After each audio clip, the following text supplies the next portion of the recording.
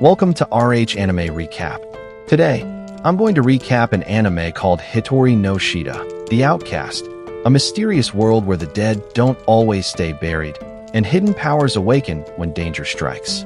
Spoilers ahead. Watch out and take care. On a cold night, a drunk man wanders in the forest and ends up at a cemetery. He rests on a gravestone while dwelling on his pathetic life in the village. After a short while, he can't believe his eyes when he notices the gravestones moving on their own. We then see a lone girl get dropped off in the village by a truck, but before leaving, the driver warns her not to go into the mountains. Back to the drunk, he tells the police what happened at the cemetery. Although the police state that it might simply be the work of vandals, the drunk reveals he saw people digging up the graves and muttering the name Zhang. Just then, the inspector's attention is drawn to an empty grave in memory of a guy called Zhang Chulan. Upon seeing the name, the inspector realizes the matter is more serious than he thought. As he moves to call the grandson of the Zhang family, the girl shows up claiming the grave belongs to her grandfather. Inspector Song is covertly suspicious of her identity, so she offers him her ID with the name Feng Bao Bao, who we come to discover is our main protagonist. In the evening, we see another one of our protagonists, called Chulan, arriving at the village where he is welcomed by an acquaintance who teases him for getting no girls. At the police station, Chulan is dumbfounded when he is told that his grandfather's grave was robbed.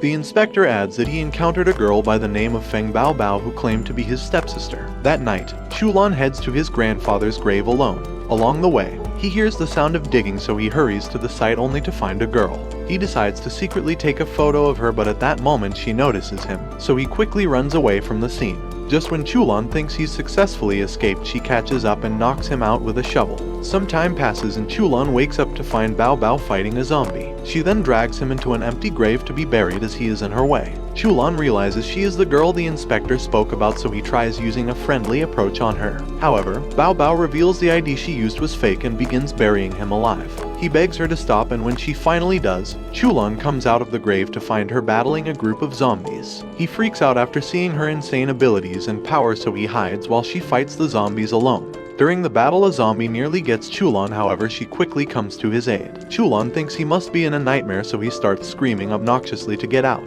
This silly act shocks both the zombies and Bao Bao. Bao Bao then becomes tired of fighting, so she runs away from the scene. And in great numbers, the zombies then turn their attention to Chulan. Bao Bao meets up with a man and reports what happened to Zhang Chulan's corpse. She also informs him of Chulan's presence as well as the zombies, which are called Jiangxi. As he scolds her for involving a helpless boy on her mission, they notice a lightning attack at the cemetery. They quickly rush to the scene to find the zombies have been burnt to ashes. Some days later, Chulan is back in college. He tries to put what happened at the village behind him in focus, but out of the blue Bao Bao shows up beside him. With Bao Bao next to him, Chulan, whose real name is actually Chu Soren, is unable to focus, so he directly asks her what she wants from him. Outside, Soren threatens to report her to the police, but it doesn't faze her one bit, and goes on to inform him that she has a new fake ID, which he checks to confirm her real name is Fū Hōhō. However, Soren doesn't care and just wants her to stop following him around. Hōhō reveals she wants to make Soren her servant, but first he has to show her the same power he used to defeat the zombies. Soren decides to play dumb,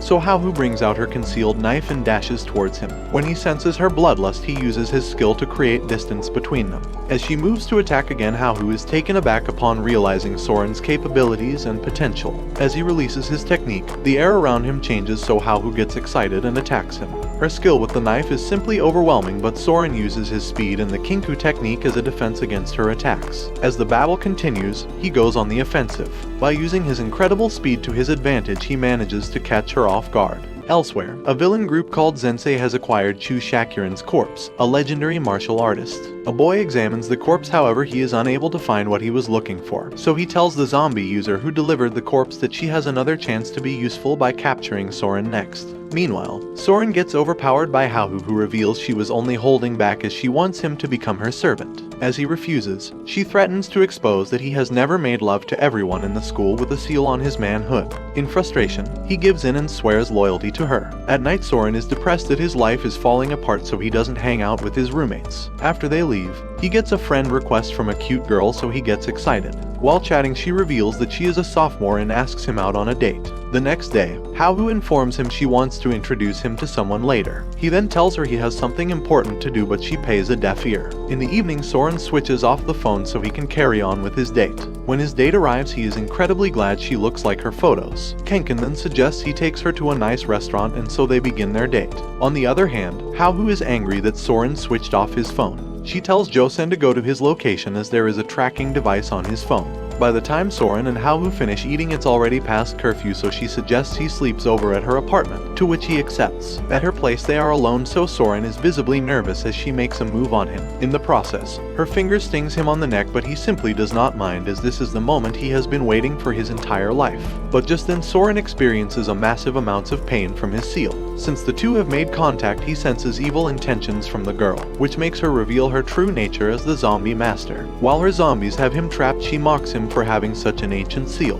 Soren then decides to use his Kinku ability, but he is unable to, as she stealthily implanted a parasite in his head, and in turn the zombies are able to restrain and knock him out. Meanwhile, Hōhō and Joseon tail Soren using the tracking device. Later, Hōhō offers Soren to Ryu, and in exchange he'll be let her join their organization. As Natsuka begins weirdly toying with Soren's body, Ryu stops her. When he reveals to Soren that they are in search of his grandfather's legacy, Soren tells him he has no idea what that is. However, Ryu begins using his ability, which lets him read people's souls directly. The process is extremely painful, so Soren screams in agony. Luckily, the process is interrupted by Joseon and Hōhō, who Natsuka recognize as threats. As they prepare to fight, Kenkin summons numerous zombies from the ground. To commence the battle, Joseon uses a rock to attack, but Natsuka uses her brute strength to shatter it. Immediately, Hōhō dashes at the enemies with her knives. She begins skillfully fighting Natsuka along with the zombies. As Natsuka lunges at her, Joseon saves her just in time. As they are distracted, Soren is suddenly taken underground by an ally, but Natsuka catches on at the right moment. She forces them above ground with her strength, but ends up hitting them away instead of grabbing them. After securing Soren, Joseon reveals his numerous comrades hiding all along. Having been outnumbered, everyone runs away. As they wrap things up, Hōhō notices Soren is down in the dumps, and he reveals that he's always had bad luck with girls. Instead of encouraging Soren, Hōhō tells him that he isn't cursed with bad luck but with stupidity, adding that he has nothing appealing about him as a real man, breaking him even further. Meanwhile, Ryu and Kenkin are still being chased by Joseon's comrades. During the chase, Kenkin is about to fall off of the car as she pleads for help. However, she is left behind to die. The following day, Hōhō takes Soren to her workplace called Express Delivery. Inside, he finds Joseon, who properly introduces himself. He informs Soren that everybody in the company are outsiders. He explains that outsiders are humans who possess special powers and also the ability to control a special type of energy called Kai. As they walk into a prison, Joseon enlightens Soren about the world of the outsiders. Inside, they meet Ryu Kenkin, who was captured before. When she is scolded for trying to join a group she knows nothing about, Kenkin reveals that she doesn't like the Express Delivery guys because they are so high and mighty. So much so that even her father answers to them. She is demanded to spill any information she was able to gather while with Sensei in exchange for a lenient punishment. However, she refuses. She narrates that for 15 years, all she did was train with corpses while being in isolation. Then when she finally finished her training, they told her she can't use her powers in public, so that's why she decided to join Sensei, an organization that allows her to do what she likes with her powers. While talking, a man called Jo-yeon shows up, suggesting he can make the girl talk using force on her. He manhandles her so much that becomes terrified of him. However, he is interrupted by Soren, who doesn't want him to lay another finger on her. Soren tells Joseon they don't have to go this far since he is the one affected by her deeds. Upon hearing this, Joseon agrees, but Jo-yeon does not, so everyone begins bickering. Their attitude makes Kenkin reveal that Sensei is after Chu Shakuran's legacy. In the past, he single-handedly battled countless Sensei members and left with only a scratch, so from that moment, they became interested in his kid-agent fighting style. At the office, Joseon asks Soren to join their company, but he instantly refuses. He reveals he has a dream of getting rich with minimal effort and living an easy, carefree life, adding that he has no desire to put his life at risk for a job no matter how good it pays. Hōhō then begins beating up Soren, so he has no choice but to obey his master and sign up. At night, Soren hears a noise outside, but as soon as he opens the door, he is kidnapped by a strange doll. After the doll takes him to its master, he comes out ready to attack. But the group of two girls inform him they are not from Sensei. They ask him to meet with the chairman of their organization, so Soren starts feeling important. Another group then arrives, called Tenshifu, who ask that Soren comes with them instead to meet their master. This is due to Zensei spreading a rumor that he is the heir to the Kid-Agin style of fighting, which is basically the most insane fighting style ever. When Soren refuses to go with them, both parties begin fighting. As Soren activates his Kinku, it turns out his opponent is using the same technique. He then faces off with the two disciples, and after some exchanges, they fall back, having assessed that his technique is related to their school. The captain, called Ryujioku, then steps in and belittles him. Soren becomes enraged and attacks him, but his Kinku defense is too strong. Ryujioku breaks his defense and knocks him down with a single hit. Although Soren rises to continue fighting, his attacks are fruitless against his opponent. So Ryujioku uses his Kinku to squash him until he collapses. However, he still wants to fight despite Ryujioku warning him he might end up crippled. Before they carry on, Hōhō arrives at the scene to motivate Soren by slapping him back into a rational state. Soren then reveals another technique called Reihu, which engulfs his body with lightning, so when he attacks, his strength and speed increase greatly. As the battle continues, the disciples are shocked to see that Soren has mastered a brutal technique only a handful of their clan members can do. He uses this ability to drag Ryujioku into a corner, but as he decides to wrap the battle up, Ryujioku counters his attack with a similar technique. In the clash of similar abilities, he easily overpowers Soren. But at that moment, Hōhō steps in to disperse his technique. After the battle ends, Ryujioku, who has acknowledged Soren, invites him to their temple where a tournament will be held. The next day, Hōhō takes Soren to a villa where they are to train together for a month. Inside, she gets close to him and transfers energy directly into him, and afterwards Soren's body begins overflowing with his Kai. After he wakes up, Hōhō reveals that she has burnt her technique into his brain, so he should begin training immediately. As he continues training, he gets distracted by an attractive-looking Hōhō who is right in front of him. Hōhō discovers his seal is in the way, so she brings him some women to solve the issue. Soren feels insulted by the way he is treated, so he decides to suddenly quit training.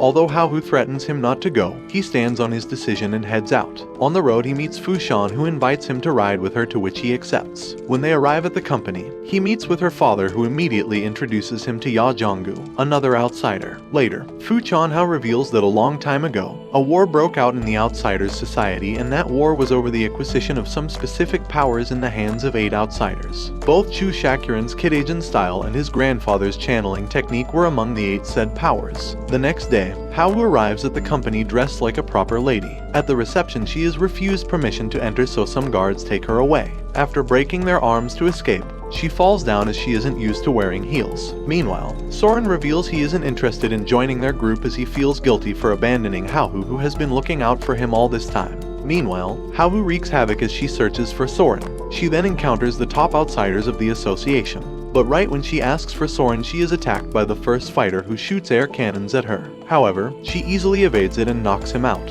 When the groups attack her together, there's still no match for her. In the hallway, Soren gets into a fight with Shang. The fight is one-sided as she easily beats him using her teleportation ability. When Hōhō arrives on the next floor, she finds Yajangu waiting for her. As they begin fighting, he is surprisingly able to keep up with Hōhō. After a successful evasion, Hōhō gets her landing wrong, so Jangu uses this opportunity to land a heavy attack on her. He continues to dominate the fight by using his Kai, which deals damage to his opponent even when blocked. Hōhō then calls for a timeout because she feels dizzy. After hitting her head on the floor, she still continues the fight. This time, he uses a secret weapon on her. Although she dodges well, she takes damage since he can control the weapon telekinetically. As the fight goes on, she manages to keep evading his attacks but isn't doing any damage herself, so she decides to get serious by removing her heels. Meanwhile, Soren and Sean have resumed their battle too, but this time he blocks all her attacks completely. He wins the bet, so she lets him go. The battle between Hōhō and Jangu has changed drastically since she let go of her heels. When the chairman arrives, Jangu realizes it would be bad to lose in front of him, so he stops fighting. He tells Hōhō that if she grovels at him, he'll let her live, but instead she makes him kneel for her. When he gets angry and attacks her, Hōhō evades him and implants her heels into his head firmly. Just as she begins asking the chairman for Soren, he falls from the floor above. She apologizes to Soren and asks that he returns home with her. This surprises Soren, as Hōhō is usually very mean. He tells her not to move an inch no matter what happens, so he goes to inform the chairman he wants to leave. He is furious and wants to attack Soren, but Soren doesn't let Hōhō interfere. Just before he lands a punch, the chairman stops and reveals he was only testing him. He permits him to go, but Jangu is furious he had been humiliated. He then attacks Hōhō, who doesn't move to evade the attack. She gets injured but stands in place to not break her promise to Soren. As she begins losing a lot of blood intensely, Soren panics. The chairman then assesses the situation and asks his son to take over. His son uses a technique to take control of a surgeon's soul and begins giving her first aid treatment. Shortly after, Jo-san and Jo-yeon let themselves inside the building. They tell them to stop the treatment as they want to take care of her themselves. In the car, Jo-san reveals to Soren that Hōhō is only resting. He notices that her bleeding stopped on its own, so he gets confused and asks for a proper explanation. Elsewhere, Natsuka has gained control of two members of the Tenshifu school. The father and son begin fighting to gain her attention. She then asks them both to participate in the tournament as her spies. Just then, another Zensei member arrives and together, they head to a room where Ryu reveals he has successfully extracted Chu Shakuran's memories. He hands the piece to Shuman to take a peek, but he doesn't find anything interesting. The next day, Ryu stalks Soren, who goes into the woods. When he is confronted, he begs that he doesn't want to fight but just wants to show a glimpse of his grandfather's memories to him. When he hands it to Soren, he leaves him to do whatever he wants with the memory piece. As soon as Soren observes the orb, he is thrown into a state of confusion, as the person he saw in the memory was Hōhō, looking the same as she does presently. He then gets a call from Jo-san, so he heads to the hospital to find a man who they introduce as their father, called Jo-shu. More importantly, Soren asks Hōhō if she killed his grandfather, to which she responds that she did. Soren instantly becomes enraged, but Shu calms him down by promising to explain everything. He begins his story in 1944. Two miners found Hōhō alone in the forest, so one of them tried to take advantage of her. But luckily, a couple arrived just in time to save her. At home, they introduce her to Jo-shu, their son. After a while, she began living with them in the village. Some years later, bandits attacked the village and everyone was held hostage. When Hōhō arrived, she didn't know what is going on and the men took an interest in her, so Shu's father begged for her life on her behalf. The ruthless bandits killed him, and when Shu runs at them, they knock him down too. Although Hōhō doesn't understand emotions, she gets hurt after seeing Shu's mother in tears. Hōhō then asks what would make her happy, so she screams that she wants all the bandits dead. To carry out her wish, Hōhō goes on a killing spree, and in the blink of an eye, she finishes off all the bandits. Although she saved the villagers, they get scared and drive her out. As she heads out, Shu and his mother promise to accompany her in finding her family. However, Shu's mother changes her, so they leave her behind in the woods. Some years later, Shu is now 56 years old. He freaks out when he finds a photo of Hōhō in the city. Hōhō has become a homeless girl on the street, so she is easily deceived by a woman who promises to take her in. Later, she is thrown in a cell to be sold off.